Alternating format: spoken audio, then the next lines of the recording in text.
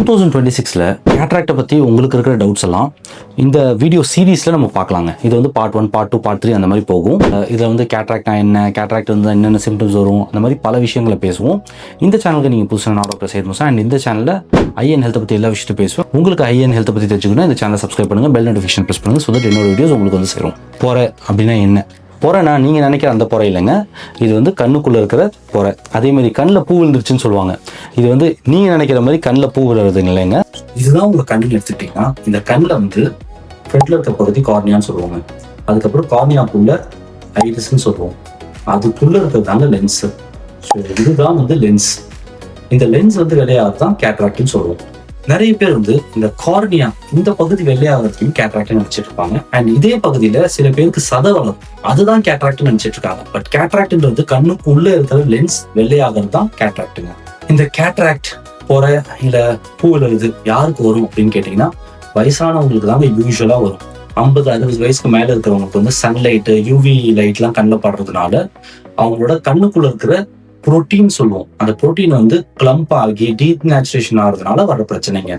இது வந்து சில டைம் குழந்தைங்களுக்கு கூட வரலாங்க. அவங்களுக்கு ஏதாவது மெட்டபாலிக் டிசார்டர், ஏதாவது ஒரு பிரச்சனை இருக்கு, இன்ஃபெக்ஷன் இருக்கு அப்படின்னா குழந்தைங்களுக்கு கூட வரலாங்க. ஸோ எனி ஏஜ்ல யாருக்கான வரலாம். பட் மோஸ்ட் காமன் வந்து வயசானவங்களுக்கு தாங்க. அண்ட் இதுக்கான காரணங்கள் என்னன்னு பார்த்தீங்கன்னா முதல்ல சொன்ன மாதிரி வயசு அண்ட் யூவி லைட் கண்ணில் படுறதுனால வருதுங்க. சுகர் இருந்தாலும் சில பேருக்கு சீக்கிரமா பொறை வளரும். அண்ட் கண்ணில் அடிபட்டு இருந்தா லேட்டர் ஆன் அவங்களுக்கு வந்து பொறை வளர்றதுக்கு சான்சஸ் இருக்கு. கண்ணில் ஏதாவது வீக்கம் இருந்தா, அதாவது யுவேட்டிஸ்ன்னு சொல்லுவோம், அந்த மாதிரி பிரச்சனையும் சம்டைம்ஸ் பொறை வளரும். அண்ட் ஸ்டீராய்டு மருந்து எதுக்காவது அவங்க எடுத்துட்டு இருந்தாங்கன்னா கூட அவங்களுக்கு வரதுக்கு சான்சஸ் இருக்குங்க. ஸ்மோக் பண்றவங்களுக்கும் கேட்ராக்ட் வரதுக்கான சான்சஸ் கொஞ்சம் அதிகங்க. இந்த கேட்ராக்ட் எதனால வருதுன்னு கேட்டீங்கன்னா கண்ணுக்குள்ள இந்த லென்ஸ் வந்து புரோட்டீன் வாட்டர்லாம் செப்பரேட்டா ப்ராப்பரா அலைனா இருக்கிறதுனால டிரான்ஸ்பரண்டா நம்மளுக்கு பார்க்கக்கூடிய தன்மையில இருக்குங்க. ஆனா அது வந்து கிளம்ப் ஆகி சேர்ந்து இருந்துச்சுன்னா புரோட்டீன், அப்போ வந்து அந்த லென்ஸ் வெள்ளையாயிடும். வெள்ளையாகும் போது உங்களுக்கு பார்வை மங்கிடும். அதை தான் நம்ம கேட்ராக்ட்னு சொல்லுவோம். இந்த பொறை வராம தடுக்கிறதுக்கு ஃபர்ஸ்ட் நீங்க வந்து சன் கிளாஸஸ் போடணுங்க. சன்லைட் கண்ணில் படுற மாதிரி வெளியில நீங்க போறீங்கன்னா அப்போ வந்து அந்த யூவி ப்ரொடெக்டிவ் கிளாஸஸ் யூஸ் பண்றது ரொம்ப ரொம்ப நல்லதுங்க. இது வந்து நிறைய பேர் அழகுக்கு நினைச்சிருப்பாங்க. இல்லைங்க, நம்ம சன்ஸ்கிரீன் போடுற மாதிரி தான் அந்த சன் கிளாஸஸும் ஹெல்ப்ஃபுல்லா இருக்கும். இதை தவிர உங்களுக்கு கண்ணை அடிப்படாமல் பார்த்துக்கணும். அண்ட் ஸ்மோக்கிங் இருந்தால் ஸ்மோக்கிங் அவாய்ட் பண்ணுங்க. ஸ்டீராய்ட்ஸ் அன்னெசரியா உங்க டாக்டர் கொடுக்கலன்னா அதை யூஸ் பண்ணாதீங்க. அது கிரீமா இருந்தாலும் சரி, ட்ராப்ஸா இருந்தாலும் சரி, டேப்லெட்டா இருந்தாலும் சரி. சுகர் இருந்தா சுகர் கண்ட்ரோல் பண்ணுங்க. கேம்ஸ் இல்ல ஸ்போர்ட்ஸ் ஏதாவது விளையாடுறீங்க அப்படின்னா ப்ரொடெக்டிவ் கிளாஸஸ் போட்டுட்டு விளையாடுங்க. ஃப்ரூட்ஸ், வெஜிடபிள்ஸ், ஆன்டி ஆக்சிடென்ட்ஸ் இதெல்லாம் வந்து நிறைய சாப்பிட்டீங்கன்னா உங்களுக்கு வந்து பொறை வர்றது கொஞ்சம் தடுக்க முடியும், இல்ல தள்ளி போட முடியுங்க. பொறை இருந்தா என்னென்ன அறிகுறிகள் உங்களுக்கு தெரியும் அப்படின்னு கேட்டா பார்வை கொஞ்சம் மங்கலா இருக்குங்க. உங்களோட ரொட்டீன் ஆக்டிவிட்டிஸ் சரியா பண்ண முடியாது. சில டைம்ல நைட்ல போகும்போது ரொம்ப கண்ணு கூச்சம் இருக்கும். கிட்ட வேலைகள் பண்றது ரொம்ப கஷ்டமா இருக்கும். சில பேருக்கு பவர் மாறிக்கிட்டே இருக்கும் பொறை இருந்ததுன்னா. அண்ட் இந்த மாதிரிலாம் பிரச்சனை இருந்துச்சுன்னா நீங்க வந்து ஒரு ஐ டாக்டர் போய் பார்த்துட்டு என்ன காரணம்ன்றது கண்டுபிடிச்சு அதுக்கு உண்டான ட்ரீட்மெண்ட் நீங்க பண்ணிக்கணுங்க. கேட்ராக்ட்ல என்னென்ன ஸ்டேஜஸ் இருக்கு அப்படின்னு கேட்டீங்கன்னா nuclear cataract, cortical cataract, posterior subcapsular cataract, இந்த மாதிரி டிஃப்ரெண்ட் டைப்ஸ் இருக்குங்க. அதுல நியூக்ளியர் தான் மோஸ்ட் காமன் நம்ம பார்க்கறது. அதுல 1, 2, 3, 4 அந்த மாதிரி ஸ்டேஜஸ் இருக்கு. ஸோ 1 and 2 ரொம்ப ஈஸியா ஆப்ரேஷன் பண்ணாங்க. 3 வந்து 4 ஆயிடுச்சு, 4 வந்து இன்னும் மோசமாயிடுச்சுன்னா அப்போ ஆப்ரேஷன் கொஞ்சம் கஷ்டமாயிடுங்க. கார்டிகல் கேட்ராக்ட் டக்குன்னு அதிகமாகலாம், இல்ல அதே மாதிரி கூட இருக்கலாங்க. போஸ்டியர் சப்கேப்சுலர் கேட்ராக்ட்ல உங்களுக்கு வந்து கண்ணை ரொம்ப மறைக்கும், ஆனா பொறை வந்து ரொம்ப கம்மியா தாங்க இருக்கும். இதெல்லாம் தான் ஸ்டேஜஸ் ஆஃப் கேட்ராக்ட். அண்ட் இதுல டிஃப்ரெண்ட் டைப்ஸும் இருக்குங்க. ஏதாவது ஒரு சொட்டு மருந்து போட்டு பொறைய வந்து சரி பண்ண முடியுமா அப்படின்னு கேட்டீங்கன்னா அது ரொம்ப கஷ்டங்க. அண்ட் ஆல்சோ ரிசர்ச் ஸ்டேஜ் தான் இருக்கு. இன்னும் ஒரு டிராப்ஸ் எதுவும் கண்டுபிடிக்கல. இப்போதைக்கு நம்ம சர்ஜரி பண்ணா ரொம்ப நல்ல விஷயம் வரும். அண்ட் பர்டிகுலரா உங்களுக்கு வந்து ரிஃப்ராக்டிவ் கரெக்ஷன் மாதிரி தூர பார்வை, கிட்ட பார்வை எல்லாமே பார்க்கக்கூடிய லென்ஸ் எல்லாம் இப்போ வந்துருச்சு. ஸோ அதனால தாராளமா நீங்க ஆப்ரேஷன் பண்ணிக்கலாம். சொட்டு மருந்துக்காக வெயிட் பண்ண வேணும். கண்ணாடி போட்டு கேட்ராக்டை சரி பண்ண முடியுமா? இது உங்களுக்கு புரியுற மாதிரி சொல்லணும்னா விக்ரம் வேதா படத்துல விஜய் சேதுபதி சார் சொல்லியிருப்பாரு. அதாவது ஒருத்தன் வந்து ஒரு பொருளை ஒரு இடத்துல தொலைச்சிட்டு அந்த இடத்துல தேடாம வேற இடத்துல தேடிட்டு இருந்தான். அப்போ வந்து ஒருத்தன் கேட்டான், ஏன் தொலைச்ச இடத்துல தேடாம தொலைக்காத இடத்துல தேடுற அப்படின்னு. அதுக்கு அவன் சொன்னானா, எனக்கு இங்கேதான் வெளிச்சம் நல்லா இருக்கு, எனக்கு கன்வீனியன்டா இருக்கு தேடுறதுக்கு அப்படின்னு சொல்லணும். ஸோ அதே மாதிரி கேட்ராக்டுக்கு வந்து நீங்க கேட்ராக்ட் ஆப்ரேஷன் பண்ணி தான் அதை சரி பண்ணணும். அதுக்கு பதிலாக உங்களுக்கு கன்வீனியன்டா இருக்குன்னு சொல்லிட்டு ஸ்பெக்ஸ் மாற்றி போடுறதுனால பிரயோஜனம் இல்லைங்க. ஸோ அதனால கண்ணாடி வந்து கேட்ராக்டுக்கு சொல்யூஷன் கிடையாதுங்க, சர்ஜரி தான் சொல்யூஷன். சில பேஷண்ட்ஸ் வந்து ஆப்ரேஷன் பண்ணாமல் தள்ளி போட்டுக்கிட்டே இருக்காங்க. அண்ட் சில பேஷண்ட்ஸ்க்கு ஒரு டவுட்டும் வருது, பொறை ஆப்ரேஷன் பண்ணாமையே விட்டா என்ன ஆகும் டாக்டர் அப்படின்னு. பொறை ஆப்ரேஷன் பண்ணாமே விட்டீங்கன்னா உங்களுக்கு வந்து புறை இன்க்ரீஸ் ஆகிட்டே போறதுக்கு வாய்ப்புகள் இருக்குங்க. அண்ட் ஆப்ரேஷன் வந்து ரொம்ப கடினமாகிறதுக்கும் வாய்ப்புகள் இருக்கு.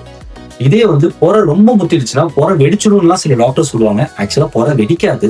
புறையில இருக்கிற அந்த லென்ஸ் மெட்டீரியல்ஸ்லாம் வந்து வெளியில லீக் ஆக ஆரம்பிச்சிடும். அது மூலியமா கண்ணில் வந்து ப்ரெஷர் ரொம்ப டெவலப் ஆகி கண் வலியெல்லாம் உண்டாக்கிடும். புறை ஆப்ரேஷன் பண்ணாம விட்டா பார்வை தான் கம்மியா இருக்கும்னு இல்லைங்க, அது வந்து நாளடைவில் பெயின்ஃபுல்லா ஆகிறதுக்கு சான்சஸ் இருக்குங்க. அது மட்டும் இல்லாம ஆப்ரேஷன் ரொம்ப கஷ்டமா இருக்கும். எப்போ உங்களுக்கு கேட்ராக்ட் இருக்குன்னு நம்ம டாக்டர் சொன்னாங்களோ அப்பவே நீங்க வந்து ஆப்ரேஷனுக்காக பிளான் பண்றது ரொம்ப நல்லதுங்க.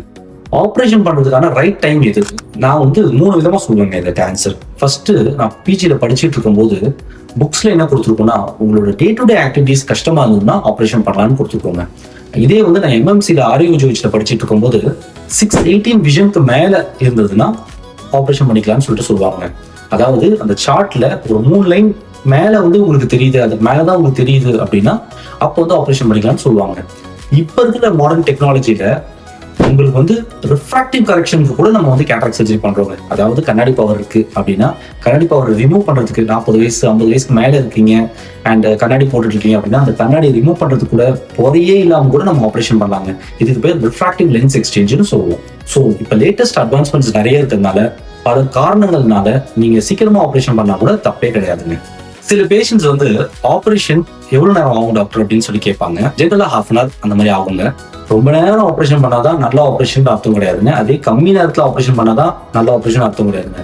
கிளீனா ஆப்ரேஷன் பண்ணதாங்க ரொம்ப ரொம்ப முக்கியம். 2 கண்ணையும் அட் அ டைம்ல ஆப்ரேஷன் பண்ணுவீங்களா டாக்டர் அப்படின்னு சொல்லிட்டு சில பேஷண்ட்ஸ் கேட்கறாங்க. நான் ஜென்ரலா அதை அவாய்ட் பண்ணுவேன். அட்லீஸ்ட் ஒரு கண்ணு ஆப்ரேஷன் பண்ணி ஒரு வாரம் கழிச்சு தான் இன்னொரு கண்ணுக்கு நான் ஆப்ரேஷன் பண்ணுவேங்க.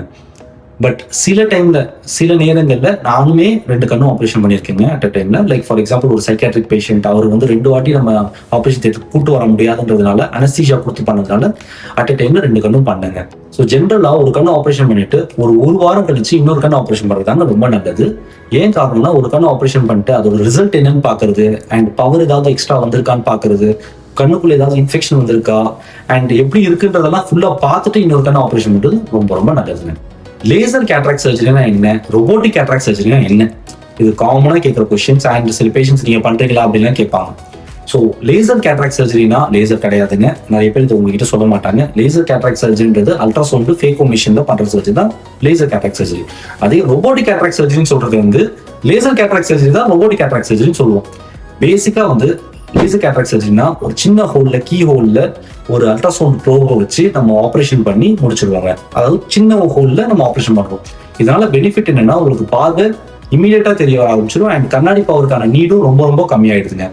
அதே ரொபோட்டிக் கேட்ராக்ட் சர்ஜரி, அதாவது ஃபிளாக்ஸ்ன்னு சொல்லுவோம், femto laser assisted cataract surgery, இது என்னன்னா ஒரு 30% ஆஃப் த ப்ரொசீஜரை வந்து நம்ம மெஷினே பண்ணிடும், லேசரே பண்ணிடும். மீதி 70% தான் டாக்டர் பண்ணுவாங்க. ஸோ லேசர் கேட்ராக்ட் சர்ஜரிக்கும் ரொபோட்டிக் கேட்ராக்ட் சர்ஜரிக்கும் நீங்க பண்றதுனால உங்களுக்கு கிளாரிட்டி ஆஃப் விஷன் பெட்டர் ஆகும்னா அப்படிலாம் கிடையாதுங்க. நீங்க ரொபோட்டிக் கேட்ராக்ட் சர்ஜரி பண்றதுக்கு பதிலாக லேசர் கேட்ராக்ட் சர்ஜரி பண்ணிட்டு நல்ல லென்ஸா கண்ணில் வைக்கிறது ரொம்ப ரொம்ப நல்லதுங்க. இந்த மாதிரி பல கொஸ்டின்ஸ் இருக்குங்க கேட்ராக்டை பத்தி. இது வந்து பார்ட் பை பார்ட்டா நம்ம பார்த்தோம். தேங்க்யூ.